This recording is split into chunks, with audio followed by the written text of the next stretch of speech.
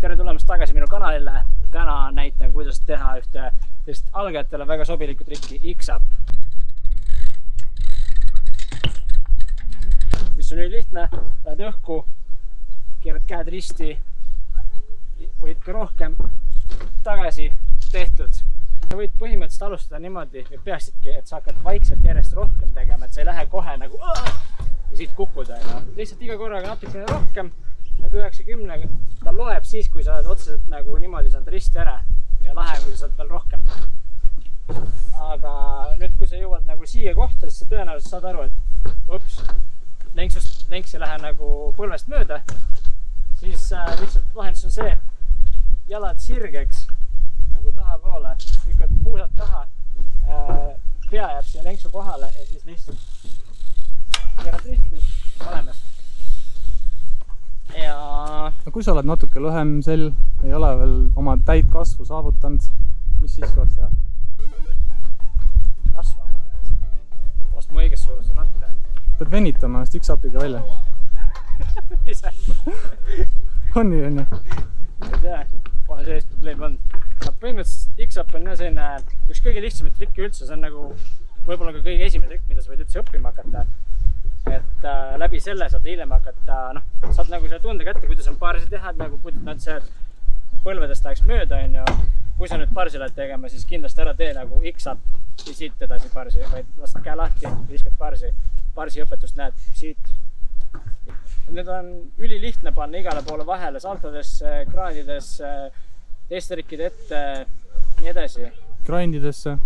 Jah, grindidesse ka paned teisele poole peegi, plaks teed ära, X-up ride'i saab teha. See on isegi selline hea asi, millest alustada. Saad selle tunde kätte, kuidas on olla.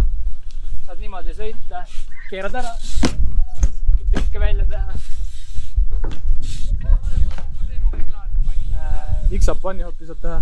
Manuaalis, oi. Et põhiline ongi jälgida seda, et enne maandumist saaksid oma lenksu tagasi keerata.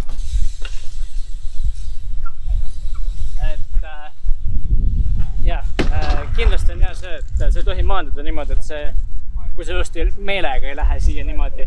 Aga kui sa ütleme, lähed kuskil rämpi sisse, siis tee ükskõik, mis sa saad. Põhimõtteliselt saad lenksu tagasi.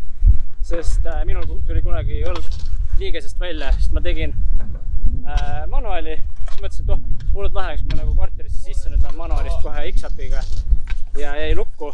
Kukkusin lihtsalt õlapaigast ära, sellises asemis kukkusin klõks välja ja mul on siiani see õlg tuksis, nii et aasta oli 2008. Kasulikum on teha teda alustad keeramist oma esimese jala suunas.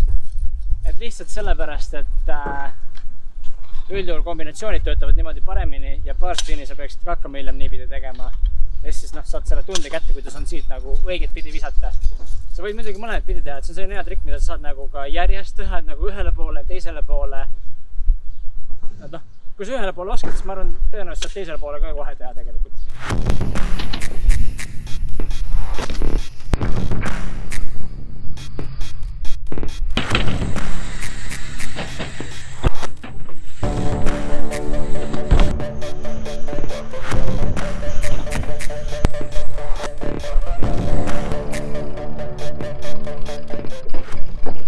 Nagu te nägite, siis X-upiga saab hullult palju erinevaid kombost teha ja mulle täiega meeldivad need.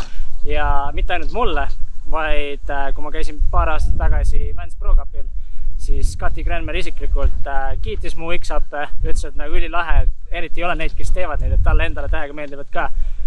Nii et kui sa tahad Scottile muljet avaldada, siis tee X-up'e, tag'i teda, tag'i mind ja vaata järgmine nädal, mis how to meil veel tuleb.